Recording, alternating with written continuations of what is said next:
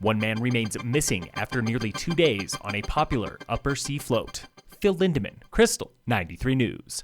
An inner tuber is missing and feared dead on the upper Colorado River. Local authorities have spent more than 40 hours searching for the unidentified man who went missing Sunday afternoon south of Radium Springs in an area known as the Needles. The man in his late 30s had been floating with a larger group when he disappeared. He was not wearing a PFD. High country rivers are raging despite an overcast morning, rising steadily since last Thursday, and peak runoff could arrive this week or next. The 10-mile creek through Frisco is 718 cubic feet per second and rising, 250 points higher than average, but 450 points away from 2014 flood levels. The Blue River through Silverthorne has peaked at 1,010 CFS. Summit Sheriff closed that stretch of the Blue for boating yesterday. It remains closed indefinitely following dam release on Lake Dillon. Elsewhere, the Gore Creek through Vail and Eagle River at Gypsum are the highest they've been all summer, and the Colorado and Glenwood Canyon is 8,000 CFS today, 1,500 points higher than average, but half as high as all-time flows from 1984. Hundreds of locals in face masks marched side by side with police down Main Street, Breckenridge yesterday, joining dozens of other demonstrations across the nation. The march ended at Blue River Plaza, where this gentleman had a question for police. This is the moment to speak out, please. We would like to hear you. We would like to hear that you're out here. Thank you. Yeah, I just want to let everybody know and thank you for coming out here. This means a lot to us. We want to stand together with you. We want to make things right. That was an unidentified officer responding to the gentleman's question. Police Chief Jim Baird was there, and he had this to say. The fact that all of you went down and you did what you did, those voices will be heard, far more than what you see going on in other parts of the country. In Denver, residents are under curfew until Friday, following 5 days of peaceful daytime protests and destructive after-dark rioting.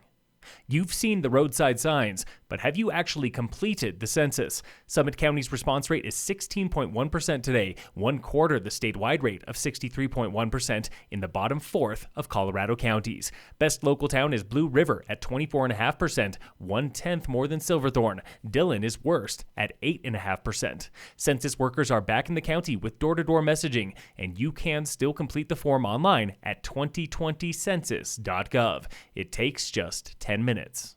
Welcome to the summer of the part-time resident. The Colorado Sun reports on COVID tourism marketing in Vail, Aspen, and Crested Butte, where no one knows if traditional tourists will return this summer, but most believe part-time residents will keep local economies afloat.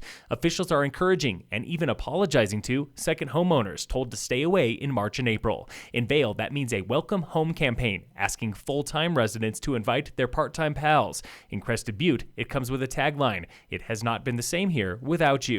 Aspen is spending an extra $500,000 on summer marketing, while Breckenridge Tourism Office has a tiered social media plan built around Summit's Roadmap to Recovery. The latest now on coronavirus and Colorado's newest health order, known as Safer at Home and in the vast great outdoors. Governor Jared Polis yesterday extended a statewide public health order through July 1st. Informal gatherings are still limited to 10 or fewer, while even at-risk populations over 65 with health issues are encouraged to play outside. Other changes include short-term rentals, now open again statewide with a 24-hour buffer between guests.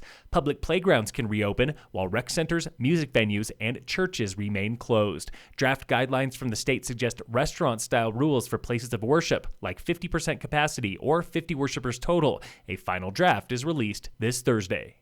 Summit County confirms 238 cases of COVID-19 as of yesterday, 11 more than Friday, and 1,453 people tested. Colorado claims 26,577 cases and 1,458 total fatalities, 1,185 directly from COVID.